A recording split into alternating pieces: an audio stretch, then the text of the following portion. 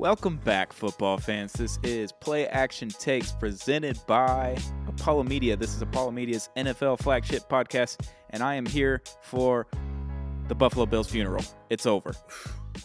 Play a little smoking on that Buffalo Bills pack. They're fucking. It's the guys on the Titanic, and they're playing as the ship goes down. It's been an honor, sir. I'm just having so much fun. I watched the game last night, a little bit frustrated because the Broncos are just not great. They're a frustrating football team to watch, but their defense kept coming up at the right times. But Russell Wilson couldn't march down the field after the 10th turnover that the Bills had. So I was like, capitalize, guys. Just capitalize. Do this for me. I'm a Miami Dolphins fan. Do this for me. They did it. They did it. They did it for me. They did it for me. Yeah, and the Broncos, they've been having a knack of capitalizing on mistakes. I really just think that's Sean Payton and his crew. Yeah, I mean that's just experienced head coaching. They just have a bunch of dumb fuck players. Yeah, who make mistakes all the time, but it doesn't matter because Sean Payton is your coach. So exactly. Bills made so many more dumb fuck mistakes than the Broncos did. So that's why the Broncos are now smoking on that Buffalo Bills pack, and so is Stoney. Yeah, Stoney. Really, a lot of the whole AFC is smoking on that Bills pack right now. I mean, even the Texans are we're kind of like, all right, keep losing because now we have the same record. Yeah. No, it's been interesting. So this podcast, Play Action Takes, is presented by Zing Zang, Blazing Bloody Mary, and Blazing Hot Take. We're gonna do a Blazing Hot Take presented by Zing Zang's Blazing Bloody Mary mix. You got it pre-made in that bottle right there with Garrett. You just put that bad boy in a cup. Add some celery and some bacon. Call it a Blazing Bloody Mary by Zing Zing, and get your day started off right. And if you want your own vodka, then here's the Blazing Mix with no vodka in it. So, but I will say, in the one that's already vodka in it, the vodka is phenomenal. It tastes really good, and also it's bacon infused. Oh, I need some right now. It's real good. Yeah, it's delicious. So this is a Blazing Hot Take presented by Zing Zang's Blazing Bloody Mary. The Buffalo Bills are dead. We're recording this Tuesday morning, November 14th at 11:07 a.m. currently. The Buffalo Bills literally just fired offensive coordinator Ken Dorsey. Yeah. Yep. You gotta. I mean, better start learning Chinese, buddy. You're fucking out of here. You did a terrible job. Canadian. Yeah, I was gonna start learning Canadian, buddy. Better start learning arena football lingo. Hey, start learning running backs coach, buddy. Yeah. So Ken Dorsey is gone after 1 season and 10 games from the Buffalo Bills. Joe Brady steps in as interim offensive coordinator, and that worked out really well for the last NFL team that had Joe Brady as an offensive coordinator. Right, boys? It worked out really well? I don't know who had him last. I don't either. It was the Carolina Panthers under Matt Rule. Hired him after 1 season with LSU. That's right. Well. That's right. He got fired halfway through the season. Maybe not even halfway through the season. Done. Gone. Dead. Buffalo Bills are dead. I'm screaming it from the mountaintops. I said it about the Patriots after week 3. I don't care if the Buffalo Bills do make the playoffs. They're dead. Sean McDermott, you're done after the season. Josh Allen, you're a bum. Well, wait. Did Joe Brady – who was the quarterback that year? Was it Sam Darnold? Who fucking cares? That's the thing, though. If that year with Joe Brady he had Sam Darnold and DJ Moore, maybe he'll be better with Josh Allen and Stephon Diggs. Who knows? Is Josh Allen really that good? Because Trayvon Diggs definitely does not think so. Josh Allen needs a fucking reality check, bud. He does. He always has the flashes, but he needs to fucking – I don't know. He needs to go through boot camp or something. This is what happens when you start dating a movie star. I think he got his head a little big. Haley Steinfeld likes him, so now he thinks he's hot shit. And he's not out there running routes with the boys. He's on the red carpets. So what you're saying is don't date a movie star, date a musician. I think I don't know if even a musician's the same way. I think he should. Well, no, because Travis Kelce goes off every time, Well, or maybe Haley Steinfeld. Maybe Haley Steinfeld needs to start going to the games. That's true. No, she just needs to be in Taylor Swift's circle, and then all of a sudden it'll start working out. Yeah, true. I add to the blazing hot takes. Yeah, add to it. Stephon, you are out of there. Stephon's gone. He's gone. He's going to Dallas. He'll be a Dallas Cowboy next year. I mean, we've been talking about dude, why are you saying that? Why are you crying? Stop. Yeah. And now it's this is the first time it's ever been valid, I think. No, but the first time it's been there. It's been there because they've never been able to get over the hump. Yeah. And now it's you're way behind the hump. You're not getting over it. It's just the rock fell on you. You're trapped. You're dead. And now it's like, oh, okay, this is what has been culminating to, Well, he's been now. getting mad at times when, like, I mean, they might be a little slow or they're not doing what they should, but they're still solid. They're still winning games. Last night, it was the first time where I was like, okay, Stephon Diggs should be upset. This is awful. Like, this is the first time I've kind of understood. This was basically every Buffalo Bills playoff game that they had. Pretty much. This has been they made enough mistakes where they lost, and they looked they have all the talent in the world, but they looked like they got out coached by everyone. Yeah. By everyone. It's been what it is. Stephon, start learning Dallas Cowboy, buddy. Yeah. He is going to start learning Houston Texan, buddy. Could y'all tell me who led the league in interceptions in 2018? Josh Allen. Okay, 2019. Josh Allen. 2020. Josh Allen. 2021. Josh Allen. Oh, yeah. 2022. Josh Allen. Is that true? Actually, and through 10 weeks of the season in 2023, who is the interceptions leader in the NFL? Josh Allen. Oh man, what are we doing here? Bum. That's not good. That's not good. Really bad. Yeah, I mean, top 5 is like we've been saying, like, oh, the top 5, clean up those interceptions. Top 5. So CJ Stroud's better than Josh Allen. We can say that. That's what I mean. Absolutely playing better for sure. It's funny. RG3 tweeted something, and I was like, "That's fucking facts, dude." They're like the way that the media talks about Dak Prescott and his interceptions. Yes, like, Josh Allen's way worse with his. He's always had more interceptions than Dak Prescott. Yeah. So why aren't we talking about Josh Allen and why he might not be even like a top 10 guy? Low key. But the thing is I think the reason Dak gets it so much more than Josh is just because Josh plays for Buffalo, which is just a smaller market, and obviously people pay attention to the Bills because they've been pretty dominant at times. Oh, is that what you're going with? Well, also it could be a whole nother thing for sure, but also probably but also here's the deal: no matter what, being the starting quarterback for the Dallas Cowboys is going to have every eye on you in the world. So I think maybe that adds to it, but also y'all are totally right about that as well. Oh, God, this just makes me so happy. So Trayvon Diggs, Stephon Diggs' little brother, plays for the Dallas Cowboys. Yeah. Like we've been saying. Tweeted this morning or last night, old buddy didn't start going off till bro got there. Talking about Josh Allen didn't start doing good things in the NFL until Stephon Diggs showed up in Buffalo, and I don't think he's wrong. And then Trayvon Diggs has also said, we gotta get big bro out of here. Yeah, that's what he said. We got to get 14 out of there. Yeah. No, I mean, it's kind of like, listen, I don't always believe in forcing your way out of a situation. And the amount of times that Stephon Diggs has been seen like yelling and mad and shit. It's like, what? Yeah. Dude, shut up.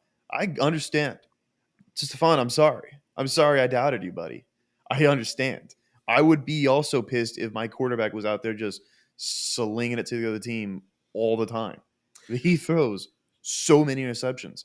They had 4 or 5 turnovers. Yeah. 4 or 5 turnovers. That's not what a playoff team does against like an inferior team. No. You don't do that. This is the 5th time since 2018 that the Buffalo Bills have had 4 or more turnovers at home in each game they've lost. Maybe it's the 6th time now. I saw it on the stat line yesterday on ESPN's broadcast. They had a little bubble. And it's like they're 0-5 when the Buffalo Bills turned the ball over more than 4 times at home in the last 5 seasons. Makes sense. Well, also, my thing about Stephon, and I think he gets a bad rap because of the way he forced himself out of Minnesota as well. I think that's kind of a thing, which I think that's kind of why he has the reputation. Obviously, he's been doing it since he's been in Buffalo. I feel like he was in Buffalo for like 6 weeks, and then he was like, I hate this. Minnesota's the NFC version of Buffalo. Yeah, I mean, like, I guess. They're always pretty solid. They have a guy who puts up like numbers, and like they have people. They get in the playoffs, don't win in the playoffs. They're just the NFC version. Like he's like, fuck, I just landed back here with fucking Kirk Cousins' like big brother, who can run faster and he's bigger, and like we just don't win in the playoffs. And I wish the trade deadline wasn't already passed because I think Stephon would have been gone at this point. He would have asked. I don't think they would have traded him, but he would definitely asked. Yeah, he would have asked. Yeah, definitely. So yeah, the Buffalo Bills now sit at 5-5 after losing to the Denver Broncos Monday night. They're not necessarily dead, but they seem very much dead because now the Texans and the Colts and the Jaguars in the AFC South, the Miami Dolphins in the AFC East, the entire NFC North, and I mean the Broncos could conceivably come back and top the Bills now that they own the tiebreaker in the playoffs. You also have the Chargers, Chiefs in the AFC West, and by the way, the Las Vegas Raiders are 5-5. That's crazy. That's wild. That's weird. The Bills. It's a false 5-5 though. It's a false. Oh, 5. for sure. Yeah. But I'm just saying that the AFC has an absolute gauntlet because of the NFC North having 4 playoff teams essentially right now. Yeah. I mean, the Pittsburgh Steelers are 6-3, and they have, I think, a negative point differential somehow. That's so crazy. Yeah, they've been outgained every single game they've played. They're so bad. But yeah, the Buffalo Bills, they don't look good. Ken Dorsey couldn't get any offense going with Stephon Diggs, really. They don't have a run game. They turn the ball over. They're dead. They're dead to me. Sean McDermott, you're done after this season. They're hiring somebody else. You've already fired your offensive coordinator. It never really works out where a coach fires the offensive coordinator and like at the end of the season he still has his job. I don't think that happens very often. Yeah. No, it doesn't. And I know we've been talking about the Bills for too long now, but looking ahead, they have the Jets, the Eagles, the Chiefs, the Cowboys. Yep. Do they have to play the Ravens as well? I think so. Later down the stretch. And they also have the Dolphins to end the season. Yeah, they have the third toughest schedule. Rest Wear black, Stoney. It's gonna be a few. Oh God, I'm just having so much fun. So that was Blazing Hot Take presented by Zing Zang's Blazing Bloody Mary. Go get your Blazing Bloody Mary mix from Zing Zang. It's a little blazing, a little hot, a little spice to add to your Blazing Bloody Mary. Shout out Zing Zang, Zang responsibly, of course. Let's move on to the rest of the slate from this past week. So let's say Thursday, when we recorded last, we looked at the slate and we were like, this kind of sucks. Yeah. I didn't even come up with 5 good games. Typically, we do 5 big things, 5 games to talk about. I couldn't even come up with 5. We had 4. This past week, including last night's Monday night game, there were 6 game-winning field goals as time expired. 6. That's wild. Insane. That's wild. I mean, who would have thunk that this week 10 with some of the worst games on paper would end up being some of the best games, the best barn burners. Yeah. It was an awesome slate. The first slate, 12 o'clock slate, chaos, just straight chaos the entire time. It was incredible. We'll just go ahead and start it. If you want to get the full in-depth breakdown of this game, head over to Off the Gridiron. These boys did a great job yesterday. CJ Stroud is officially in the MVP conversation. Texans kick a field goal as time expired to beat the Cincinnati Bengals and are officially in the hunt. The Houston Texans. If the playoffs ended today, the Texans are the 7th seed. Yeah. We are playing the Baltimore Ravens in Baltimore. That would be, I mean, hey, we're going to be hey, man, if we're 7th seed, we don't win the division, we're going to be fucking playing a bully. We're going to be playing a bully at home. But that's absolutely, that's good for me, and like seeing like the little playoff picture, like you saw last night, Monday night, and your fucking team is right there, either A, in the playoffs, or B, like on the side on the hunt, hunt. It's just like, best. It's a warm blanket wrapped around you. Oh, I just haven't felt that in a while, and it's real nice. I can't believe it's the best. I remember seeing it with the Dolphins the last few seasons, like the tail end of Brian Flores, and then the last season with Mike McDaniel. You're like, all right, we're right there. Like, all we got to do is just win one. Yeah. Towards the end of the season, you're like, all you got to do is win one, and you're in. All right, let's just win one. Let's just do the thing. CJ Stroud, he looked incredible. There was a few miscues in the game. He threw the interception after getting an interception. That wasn't great. You didn't want to see that. But Devin Singletary, welcome to the Houston Texans. Hello. Noah Brown, welcome to the Houston Texans again 2 weeks in a row. Dalton Schultz, welcome to the Houston Texans for like the 3rd time this season. Yeah. Like the 4th or 5th week straight, dude. No, Dalton Schultz is like a top 5 tight end right now in the league. Like he week in and week out, he's a playmaker and just a difference maker in the game. This is what I was expecting when I drafted him in fantasy in a couple of my leagues. I was like, Dalton Schultz, he's going to be the one reliable target that CJ Stroud has. Yeah. Because he's experienced, he's a veteran, he knows how to lead an offense as the tight end, get open, especially in this scheme too. I was like, oh, this is going to be awesome. First 3 weeks of the season, I was like, is he ever going to throw on the ball?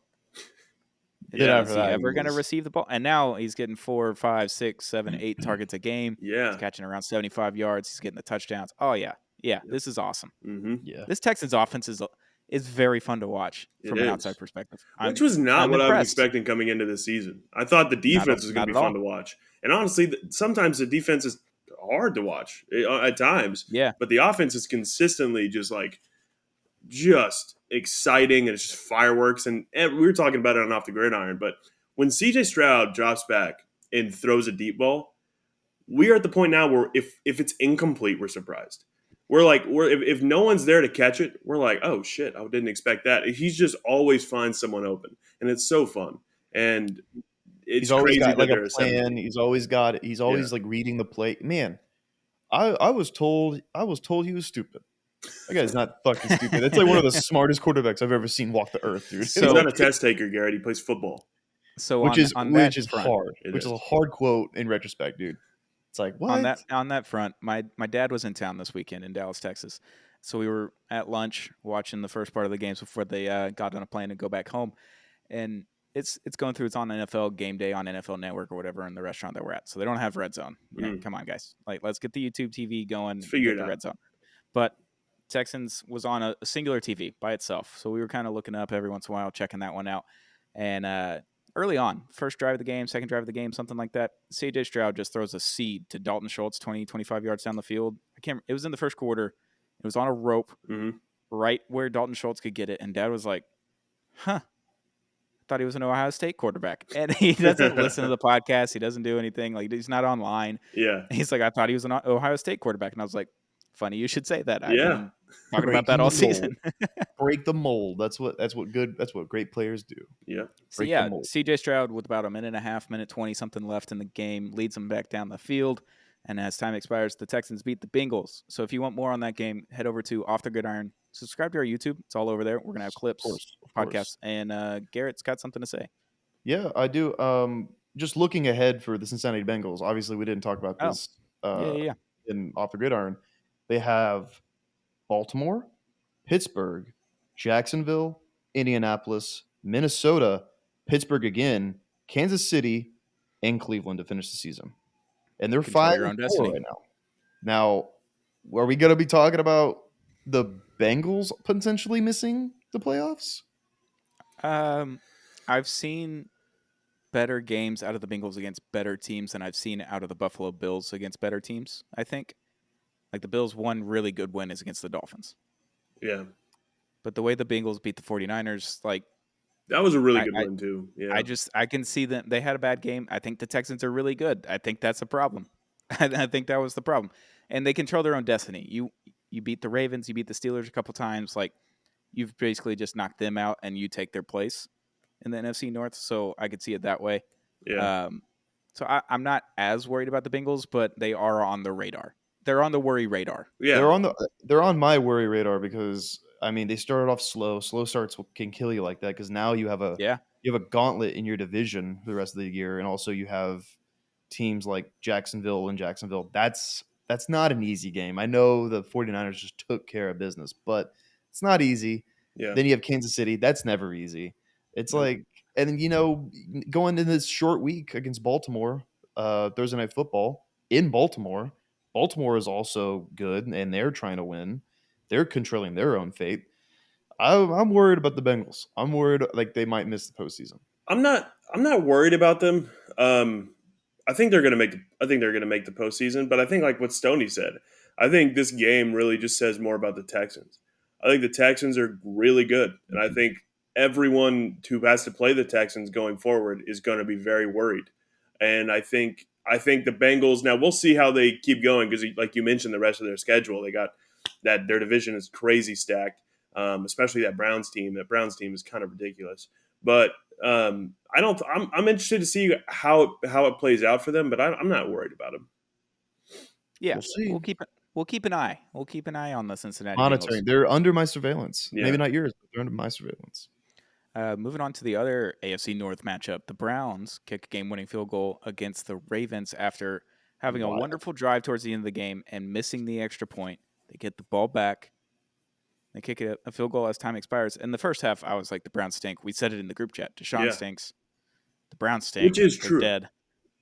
And it was like a pick six to go up 14-0 or 7-0 in the game. I can't remember which one it was. Kyle Hampton pick six on number 4 for the Browns, and it was like, all right, well, this is dead. The Browns fought back. Couple picks, couple tipped picks from Lamar Jackson, fumbles, whatever it was. The game was crazy. It was a lot of fun to watch. But the Browns kick a game-winning field goal as time expires to beat the Ravens and bring them down a peg. Every team that the Miami Dolphins needed to lose on Sunday lost. It was awesome to watch. I had a great Sunday just on my bye week. It was great. I'm glad. I'm glad you. It's always nice to just sit back on your bye week, and we did it a few weeks ago when we were 3-3. We're like, just watching football, dude. Worry-free football. It's fun, but also whenever like that next week when you get to see your team play, it's like, okay, this is nice. True, but this was a wild game. Rewatch the highlight. We're kind of watching it at Big City Wings. Shout out Big City Wings, Houston's wing joint, Paul's wing joint. We're watching a Big City Wings, and it was just kind of like, oh, they're all right. Ravens are good. Mm-hmm. Kind of look up again, and it's like, oh, the Browns are kind of coming back. Yeah. Kind of look up again. Oh, they just picked off Lamar. They're about to win this game. Oh wow. Okay, they're it's fully tied. It's ready. It's like this game is a game. Wow. Yeah. I didn't really think the Browns would be like that good. And Noah was like the one saying like they're going to be good. They have a great offense. It's actually the opposite. They had just like the best defense in the league by far. I also talked about their defense a lot too. I thought I expected more production from their offense, but I wasn't counting them out. A lot of people were, and obviously there was questions around number 4, and he's been not great. I mean, he's been very average. He's probably the definition of an average quarterback, I think. But he was 14 of 14 in the second half to win that game with a couple of touchdowns. Like he balled out in the second half. Yeah, that's good. But if they didn't have such a star-studded defense, this team would not be as good as they are. Oh no, no, not at all. Absolutely not. Yeah, so their defense is nuts, even though they gave up 24 points probably on Sunday. But Lamar Jackson, he's been balling out. He got unlucky with a couple of those picks. I'm not worried about the Ravens, but nah. They have too many of these losses now. They have 3 losses where you're just like, what happened? Yeah. And it's the NFL. It's the NFL. You're going to lose games, but they're just weird games to lose where they don't look like they're going to lose at all. So Browns over Ravens, that division would piss me off if I was a fan of any one of those 4 teams. I'd be so angry each and every week. I'm like, why? How? Why? What is this? Someone just lose out, so there's only 3 teams, but all 4 are in contention. Yeah, all 4 of them. Is it possible we see all 4 of them make the postseason? That would be fucking crazy. It's very possible. Cincinnati has some catch up to do, like we just said. But another game-winning field goal that happened on Sunday. Cardinals beat the Falcons. Kyler Murray in his return looked fast, like the toddler running around with something that he's not supposed to have. A bad kid running around. Did y'all see the sky cam footage of Kyler's scramble that NFL tweeted out? It's so cool. Those sky cams are so sick. They are. It's They're the really best. Cool. They're the best. But he looked good. The Cardinals have been like halfway competent this season. Yeah. With Josh Dobbs, and then they killed him off and brought in Kyler Murray. Pretty good.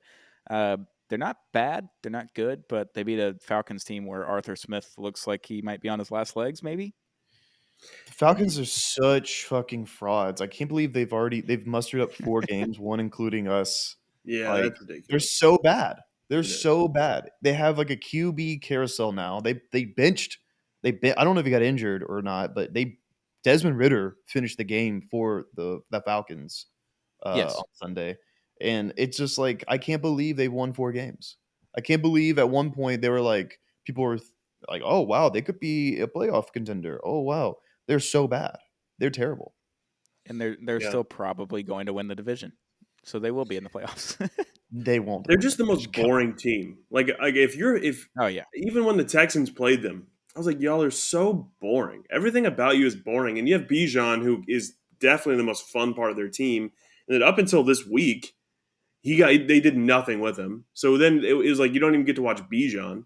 And they're just so everything about them. Desmond Ridder might be the most boring quarterback, in the history of the National Football League. Oh, trust me, I know. And Taylor Heineke is the same way. And so I if I was a Falcons fan right now, I'd be clawing my eyes out every Sunday having to watch this team. And you're right, Arthur Smith. Hey, dude, better learn Canadian, buddy. It's a wrap. It's a wrap. If I'm a Falcons fan, I'm like, please don't win any more games. I want to try to get a quarterback in this 100%. upcoming draft with many quarterbacks, especially with this class coming out. It's an incredible QB class. There's a lot of options. Stop winning games. Just got to be in the top 12. The problem is their division is the worst. Yeah. Fuck around and win the division. You're gonna have like you have like 21st. They're gonna be 7-10 and win the division. They're gonna be like, fuck, dude. That's like we would have been top 10, top 12 in the draft and get one of the 6 quarterbacks that are gonna come out that might be franchise. Although it looks like Quinn Ewers is gonna stay at Texas, so sounds like it. Sounds like it. But you have like many other options that could be just way better than what you have. Absolutely. So moving on, that's third game-winning field goal of the game of the weekend. Number 4, Lions over Chargers in a thriller, 41-38. What a game! It was an awesome game. Yeah, great, awesome that I didn't get it. Great, I just love that. I love that, dude. You didn't get to watch it? I didn't get that game. I watched the highlights. I only got one game in this afternoon slate, and it was the big bad Cowboys picking on little brother fucking New York Giants, and Tommy DeVito not having 50 yards. Or whatever. Fun fact about the Cowboys: I went to brunch on Saturday here in Dallas, Texas, in Highland Park. Greg Olson was there. He was announcing the game for the Cowboys. He walked out of brunch, and I looked at my dad, and I was like, "That's a 6'5", very large, athletic-looking man." And he turned, and I was like, "That's Greg Olson." So, dude, Greg Olson at brunch. Garrett and I have also been around Greg Olson, and he is a large man. He's fucking enormous, bro. He's a big 6'5". Like I'm that height almost, and he is way bigger than me. I don't know what we're doing there, or maybe he's not, but it's just his presence. But yes, large as a short king standing next to Noah, I feel kind of small, but not too small. And maybe it's because I know you. Standing next to Greg Olson, I was like, oh, no, this is a different type of human being. That's the exact same height as different. You. Yeah. It's like when I stood next to Bernard McKinney at Tech. It was like, I thought Noah was like the same height as him. He's not. It's just not the Bernard same. McKinney's like 7'1". He's like Victor Wembanyama to me, dude. Yeah. So watching this Lions-Chargers game, I had it on Red Zone, so I was flipping back and forth, whatever. Jahmyr Gibbs goes off in the first half, and then he had 71 yards, I think, in the first half. He had 71 yards for the game. And 2 touchdowns. I don't get it. Whatever. The Lions looked like they were going to kill the Chargers at one point. Like they were just smacking them around in the first half. They kind of let them creep in because I think they just stopped giving the ball to Jahmyr Gibbs, and it was working, and then they just stopped giving it to him. That's what I'm equating it to. But Jared Goff looks awesome. Justin Herbert threw for a bunch of touchdowns and looked good after the first quarter or so. Chargers, you're probably dead. Chargers are probably they're probably dead. I mean, they're third in the division right now. They're tied with the Broncos. I mean, dude, it's just so funny how much Justin Herbert resembles Phillip Rivers, not like play style or looks or anything, just like the situations he's put in. Phillip Rivers has been put in that situation so many times in his career. Yep. Late evening, like 3:25 game in California. You're playing a team. You're getting killed at first. You have to come back. You throw for 1,000,000 yards. You throw for 1,000,000 touchdowns. You still can't get it done late in the game. Yeah, that's the Phillip Rivers story. That's becoming the Justin Herbert story. Crazy. I mean, the thing about the Chargers is like, there's really no reason they should be this bad. And I mean, I guess it's Brandon Staley. So I guess, but them losing these games, honestly, if I was a Chargers fan, obviously it sucks, but I would be like, you got to look at the positives. And it's like, you're going to get Staley out of there. Get one of these new young, even though Staley's pretty young, but get one of these young head coaches. Honestly, go get a Shanahan coach. I don't care. Go grab the special teams guy, for God's sake. Like, whatever they're doing over there is phenomenal. So you got to look at it that way. They're going to fire Staley, get a better head coach. From Sean McVay, though. Yeah, he's part of that tree. Yeah, he is a Shanahan guy. Staley came from McVay. But you gotta go get it. I know you're line. saying that they tried to do that. They're like, all right, fuck it, we'll get a Shanahan. So wait, Staley was under McVay though, right? That's what you said? He was under McVay. And I get it, but I mean, you got to guy. go get a Shanahan guy. You got to go grab one of Shanahan's. I mean, there's not like, what do you mean? Like, There are The no only more guys anymore. left are like the guys that were like the umbrella that trickled all the way down. I know, but go and- get one of the new ones. Go get one of the guys who's on the All right. 49ers staff right now. That's what I'm saying. I don't care. Go get their running backs coach for God. Anybody in that building, because there's something brewing there. But the Chargers just got to get rid of him. Bobby Slowick is going to become the fucking Chargers head coach. Oh, brother. Dude, honestly, it's a good idea, but don't take him from us, please. Give us one more year, and then you can take Slowick. Lions take that game-winning field goal as time expired. Seemed to be a trend here. The fifth one that happened just like that. Seahawks over Commanders. Seahawks looked bad in the first half. It's like 9-6. It was the grossest game. Yeah. Geno Smith woke up. Tyler Lockett caught another touchdown. Surprise, surprise for fantasy owners. They beat the Commanders, who should be trying to tank a little bit harder than they are, but whatever. They don't know where they're at. They don't even know where they're at. Is Sam Howell good? He's good, right? Yeah, kind of. He's good. Yeah, he kinda leads is the a league great in answer. passing yards now, and also he threw 3 touchdowns this week. But he just does it in a way that just doesn't seem good.